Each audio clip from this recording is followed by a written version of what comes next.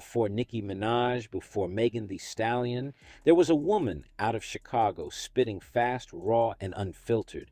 A rapper who could stand toe-to-toe with Ludacris on his own record and not only hold her ground, but steal the spotlight. I'm talking about Shawnna. If you were around in the early 2000s, you definitely remember her voice on What's Your Fantasy?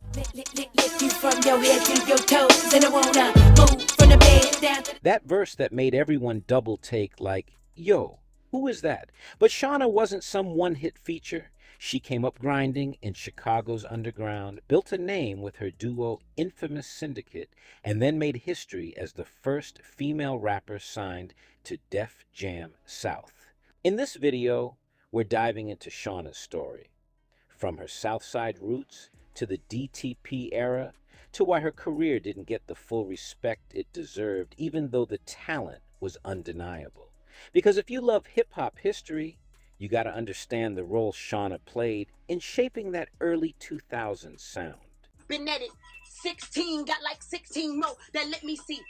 Maybe I do 16 posts to show these all these just got like 16 ghosts writing in the room trying to make that 16 dope. Been trying to show you cause I'm the 16 dope. Rashana Guy, better known as Shawnna, grew up in Country Club Hills, Illinois. Although in a family of 8 siblings, her father's love for music wasn't lost on her. Her father is the one and only 8 times Grammy winner and blues legend Buddy Guy. But while he filled clubs with guitars and soul, she was drawn to rhymes and beats. In her own words, her father wasn't happy about it. He didn't want her in hip-hop. But as a teenager, she made her choice anyway. She teamed up with Latifah Harland and formed the duo Infamous Syndicate. At just 19 years old and 6 months pregnant, Shawnna signed a deal with Relativity Records. That's the level of determination we're talking about.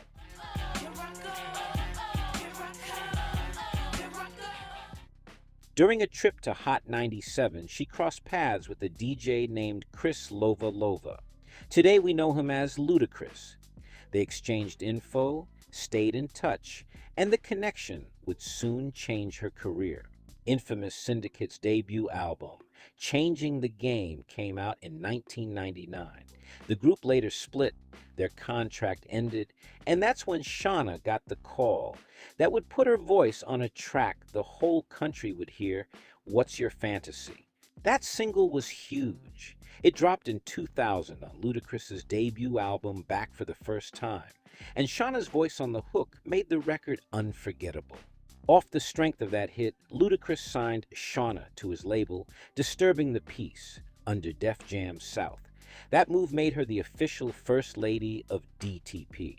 Expectations were sky high, with her rapid-fire delivery, explicit wordplay, and Midwest swagger.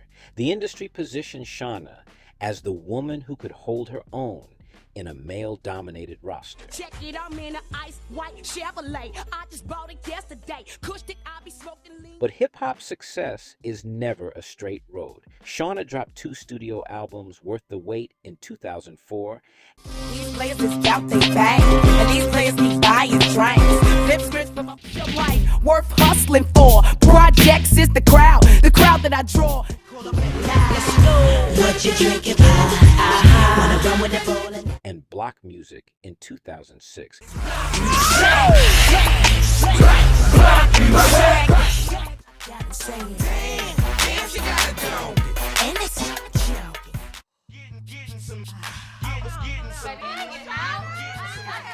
Both got attention with a bunch of charting singles, but the mainstream superstardom she was chasing didn't fully land.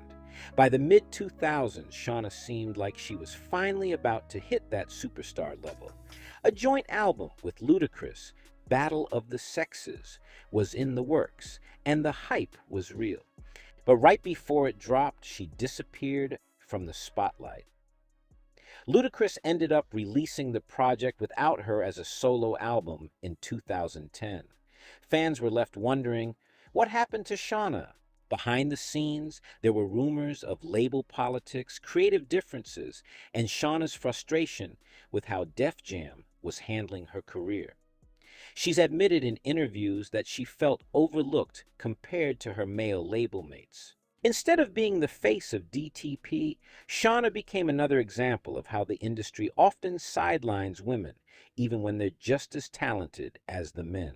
In an interview with XXL, Shawnna pulled back the curtain on what really happened during the block music era. She explained that once Def Jam South started signing new talent like Bobby Valentino, she slipped from being a priority. On top of that, the label itself was going through changes. Executives, Kevin Liles and Lyre Cohen, who had been strong supporters, left their positions. With new personnel in charge, Shawnna felt like she was on the outside looking in. She said straight up, Def Jam South dropped the ball. Even though Getting Some was one of the hottest tracks in the country, the label barely pushed it. They didn't invest in the music video, and when the album dropped, her team had to hustle on their own just to book shows. According to Shawnna, the label didn't even call her in for a meeting. Despite all that, she made it clear she never had beef with Ludacris. She told XXL she still had love for him, but the whole label situation just wasn't working anymore. She had kids to raise and needed to keep the money flowing, so Luda encouraged her to do what was best for her career. They stayed on good terms, but Shawnna knew it was time to move on. I don't like to speak ill of anything, so I just like to say everything happens for a reason. I love every moment that I had with DTP, every experience, all the doors that it opened. So I have no regret. After stepping back from the industry, Shawnna didn't completely vanish. She dropped mixtapes like She's Alive and kept recording features, reminding fans she still had bars. In the 2010s, she linked with T-Pain's Nappy Boy Entertainment, but the partnership didn't fully take off. Still, she stayed active in Chicago's rap scene and kept her name alive with underground releases. One of her most talked about moments came in 2020 when she went viral on Instagram Live after appearing on Ludacris's feed, sparking rumors of a DTP reunion. These days, Shawnna still performs, drops new music independently, and remains a respected figure for paving the way for Midwest women in rap. For many fans, she represents both what could have been and what still might be. Shawnna's story isn't just about rap. It's about bloodlines, motherhood, and choices that cost more than just fame. Shawnna is a mother of 3 children. In interviews, she's admitted that motherhood played a big role in her stepping back from the spotlight. For example, when pregnant with her 3rd child, she decided to be more present at home and reevaluate. Blessing. My son actually has special needs, so I'm a special needs. Yeah. Wow. So that made it even harder. I had missed out on so many monumental times with my children. I asked myself, is it going to be beneficial for me and my kids to continue? I had found out I was pregnant, and that was my answer.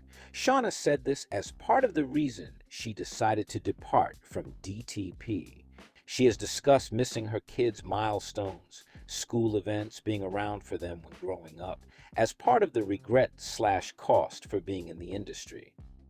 Shawnna has said that after about 10 years with DTP, she asked herself whether the career grind was worth the moments she was missing with family. She said she discovered she was pregnant with her 3rd child around that time as well. She felt that Disturb and Thought Peace didn't prioritize her the way they did others, which made her consider leaving so she could reclaim her life.